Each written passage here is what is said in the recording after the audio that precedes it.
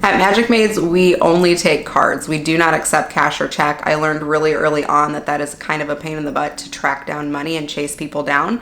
So we get a card on file whenever they book with us, and then we charge them the morning of to make sure that it goes through before we go send our cleaners out. So we've literally never had to worry about people owing us money. So we always take credit cards on file whenever we book the appointment.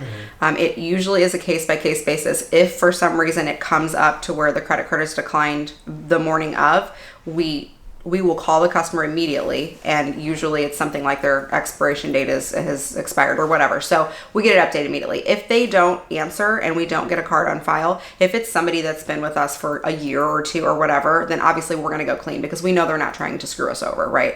But the people that are on their first cleans, on their initial cleanings, we will not send our team to go clean for them if that card does not go through. So, and since it is an initial clean, we don't actually know what the full price is going to be because it is an estimate on that first clean. So what we do is we charge half of it the morning of, just to make sure that that part goes through, and then after the clean is over, we'll charge it for the remainder because we probably, it's probably not the exact price as I quoted them for that first clean. So whatever the difference is, then we'll charge that after the clean is over. But for initial cleans, if it doesn't go through for the first half of it, no, we are not going to send our team out at all, because that's pretty much just proving that, that's a scammer. So